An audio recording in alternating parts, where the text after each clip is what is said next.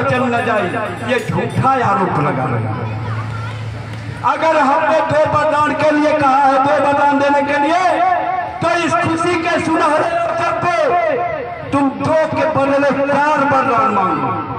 मैं 4 वरदान देने के लिए तैयार हूँ। और ये तुम जानती हो कि रघुकुल में ये सदा सदा से रीत चली आ रही है कि ये शरीर को छोड़कर भले भी चल जाए, लेकिन जो बात नहीं हुआ सकता वह कभी झूठ हो ही नहीं सकती, झूठ हो ही नहीं सकती। इसलिए मांगो जो मांगना हो, मैं देने के लिए तैयार हूँ।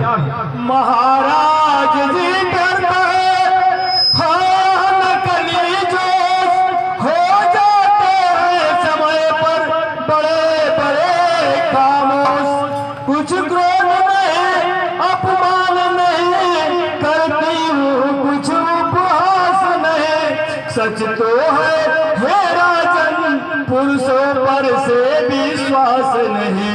चिकनी चुपड़ी बातें कहकर मुझे अपना को मत बहकाओ। सच्चे होते हैं रघुवंशी, सौगंध राम की खा जाओ। हे महाराज, मैं नहीं कह रही हूँ, आप मेरे सुहाग हैं, आप मेरी जिंदगी हैं, आप मेरे राजा हैं। लेकिन आज का जो परिवेश चल रहा है उसमें स्त्रियों का पुरुषों पर से विश्वास ही उठ गया है।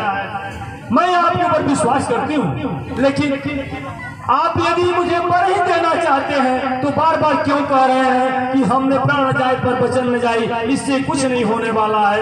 भगवान राम का सौगंध आप खा करके कहिए कि आप कह जो तुम मांगोगी उसे मैं अवश्य दूंगा।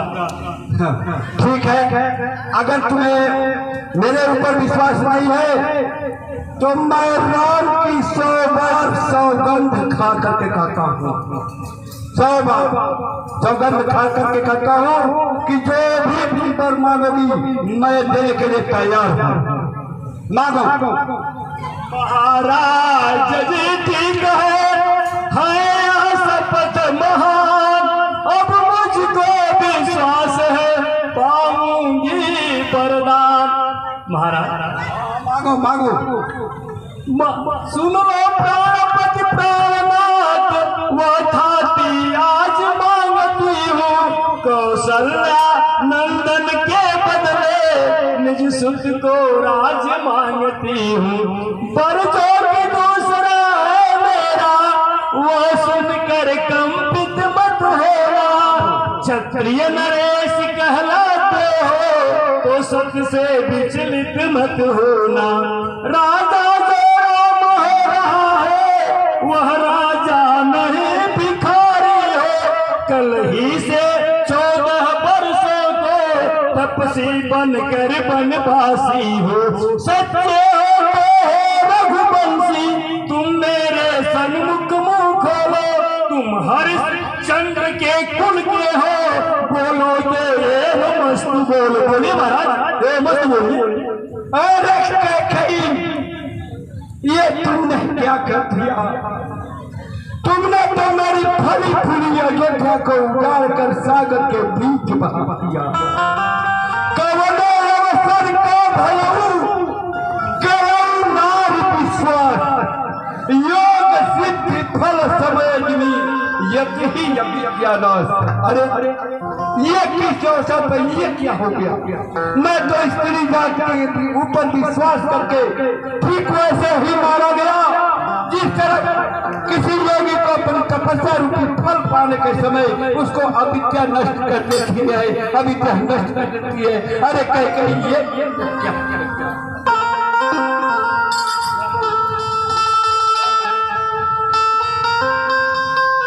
मोरे भरत राम दुनिया की सत्य कहो कर शंकर साक्षी। पता है अवश्य दूत पठाई मैं प्राता, आई है ही देख सिलट दाता। अब मेरे लिए तो राम और भरत ठीक उसी प्रकार है जिस तरह इस शरीर की दोनों आंखें हैं। कल सुबह होते ही दूध भेज करके भरत और शत्रुघ्न को बुला लूंगा। सूर्य सोच सब साज सजाई, गई हो भई राज बढ़ाई। अरे प्रिय, अच्छा सा मुहूर्त उठाकर भरत का राज्याभिषेक भी करा दूंगा, लेकिन एक ही बात भी मोहित खिलागा, दूसर पर असमंजस मांगा। अरे प्रिय, मुझे केवल एक ही बात का दुख है कि तुम दूसरा वरदान मांगी हो, उसके बदले में कोई और दूसरा वरदान मांग लो, ताकि मैं भी भरत का राज्याभिषेक देख सकूं। महाराज जी क्या हुआ? अरे मानो मेरी बात, अब डगमगाने लगे, मांगी जब वरदान। महाराज मैंने जो दो वर मांगी है, अब उसको बदल नहीं सकती, पड़ गई लकीर जो पत्थर पे, धोने से निकल नहीं सकती। यदि हृदय आपका दुखता है तो एक सुझाव सुझाती हूँ, बूढ़ी आंखों के आगे रहे राम, यह सरल उपाय बताती हूँ।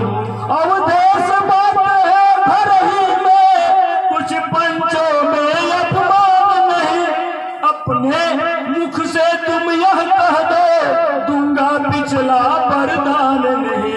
महाराज आप तो अमर को भी मारने के लिए तैयार थे, राज को भी मेरे ऊपर न्यौछावर करने को तैयार थे, चारों पुत्रों को भी मेरे ऊपर न्यौछावर करने के लिए तैयार थे, यहाँ तक कि आप अपने प्राण को भी देने के लिए तैयार थे।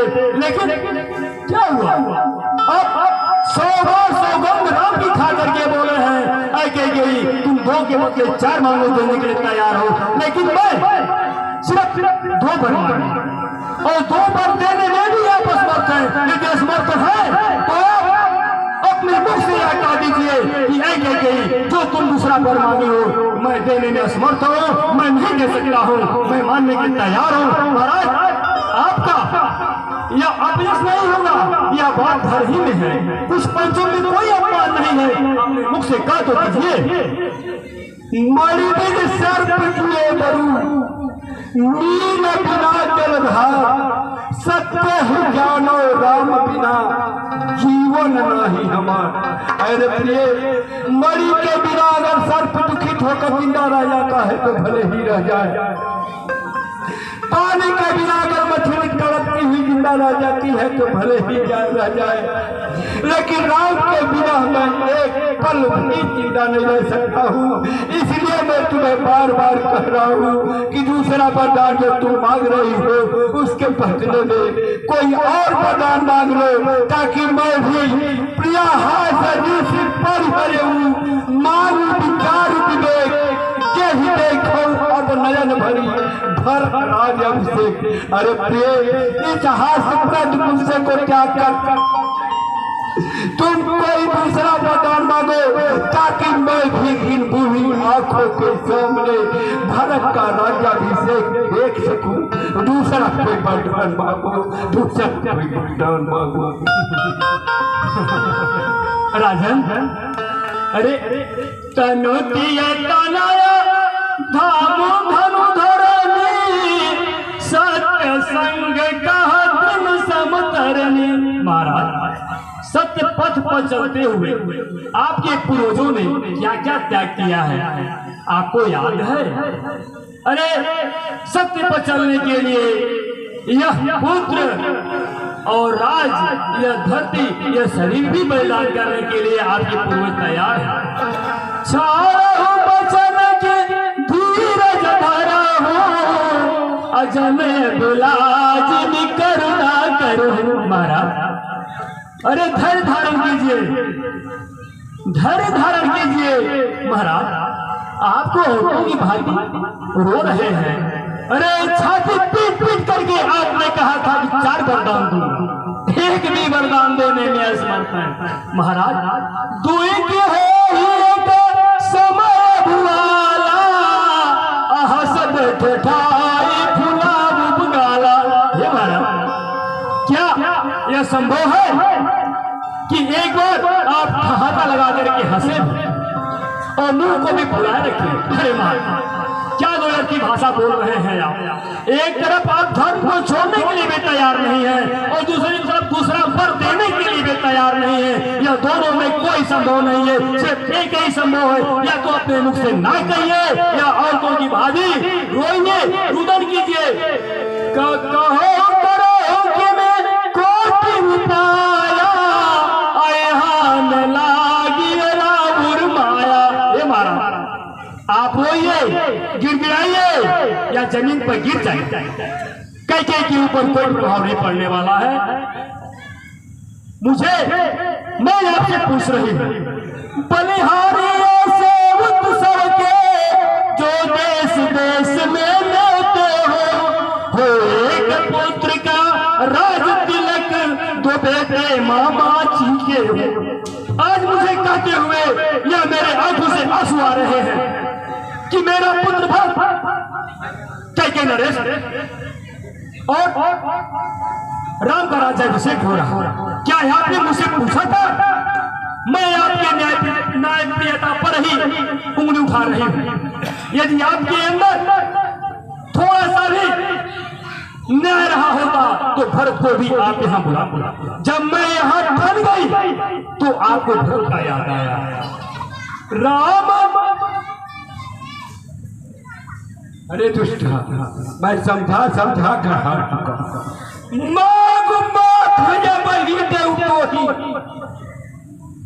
राम विरह जनि मान, राखु राम कहु के ही कई भांति, नाही तो जरी जन्म भाती।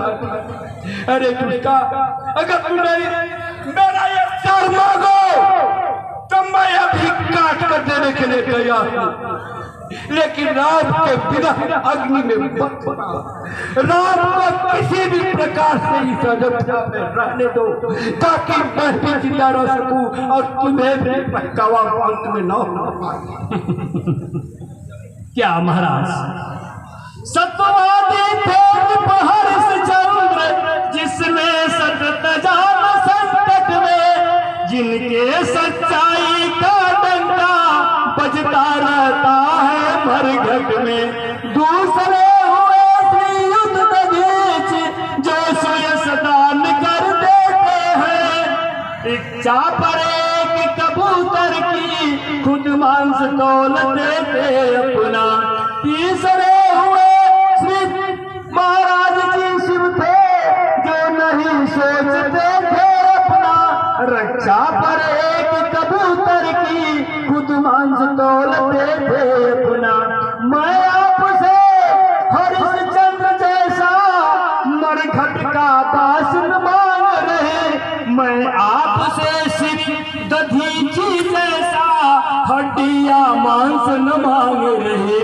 मैं मांग रही हूँ अपना कर्जा जो आपको देना वाजिब है। आप हरिश्चंद्र के कुल के हैं, दे दे तो यही मुनासिब है। एक बार आप कह रहे हैं कि मैं अपना सर भी देने के लिए तैयार है। अरे सर क्या देंगे, राज्य क्या देंगे? आप अपने पूर्वजों को भी भूल गए हैं, वो भी याद नहीं है। सत्य के पथ पर चलते हुए लोगों ने क्या क्या बलिदान किया। भारत चाहते न भारत भूप पद घोरे, तो पशु कुमति तोरे, सो सब मार पाप परिणाम, भय उठा है भारत तो सपने में भी कभी राज नहीं चाहता है। अब समझ में आ गया है कि विधाता के बस में ये तुम्हारी बुद्धि विधाता के बस में होकर कुबुद्धि हो गई है। ये अब मैं समझ गया हूँ, ये मेरे सारे पापों का परिणाम है जो कि इस तरह से आज दिखाई दे रहा है। राम साधु तुम साधु सयाने, राम मातु भली सब पहचाने। जस कौशल्या मोर बलता का, तस बल नहीं दे कर साका। आप महात्मा पर आप महान, राम की माता महानतम है। राम साधु, महान साधु है। अरे ऐसे साधु और महात्मा को मैं एक लाइन में खड़ी करती हूँ, सत्य के लाइन में, और सत्य पर आ करके यदि मुझे कोई दोषी ठहराए तो मैं सब कुछ सहने के लिए तैयार हूँ। लेकिन मेरे साथ जो सौतेला व्यवहार हुआ है आप नहीं जान रहे हैं। राजमाता कौशल्या कहाएगी मेरा पुत्र दासों में रहेगा और मैं दासियों में रहूंगी। मेरा स्थान है राजमाता का, वो स्थान मैं लेकर के रहूंगी। अरे दुष्टा, तोर कलंक मोर पछताऊ, वही न मिटाई न जाएगा। अरे दुष्टा, ये तुम्हारा कलंक और मेरा इस तरह का पछताना मर मिट जाने के बाद भी समाप्त होने वाला नहीं है। हमेशा इतिहास के सुंदर पन्नों पे हमेशा ये मिलेगा कि किस तरह से कैकेयी हठ ठानी हुई थी और राजा दशरथ किस तरह से जो है पछता रहे थे। ये मर मिट जाने के बाद भी नहीं खत्म होने वाला है। इसलिए मैं कह रहा हूँ अब भी समझ जा, अब भी संभल जा, अब भी संभल जा। महाराज हो तो प्रात मुनिवेश धरी, लोर लोर राम बन जाए, मोर मरण राहु अपजस नृप समझहि मनमा। यदि सुबह होते हुए राम का राज्याभिषेक के समय ही यदि वन की तरफ प्रस्थान नहीं हुआ तो मेरा मरना सुनिश्चित है। और आप महाराज जी, आप इस अधर्म के दलदल में पुत्र मोह को लेकर के पड़े रहिए, मुझसे कुछ लेना देना नहीं है। या तो राम को सुबह वनगमन होगा या यही से अयोध्या से मेरी शव यात्रा शुरू होगी। इसके आगे मैं कुछ नहीं सुनूंगी, ना ही मैं कुछ बोलूंगी। अब समझ में आ गई तुम्हारा ये हठ देख करके मुझे वो लोगों की सत्य साबित हो रही है जो लोगों में व्याप्त है। लोग कहते हैं कि जैसी माँ होती है ठीक उसके अनुरूप ही उसकी बेटी ही होती है। आप माँ पे न जाए, जैसा पिता होता है ठीक वैसा ही उसका पुत्र भी होता है। एक बार तुम्हारी माँ, वो कहानी मुझे याद आया।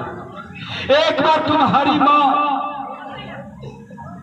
इसी तरह हठ ठानी हुई थी और तुम्हारे पिता यानी राजा कैकेयी नरेश किसी जंगल में घोर तपस्या कर रहे थे।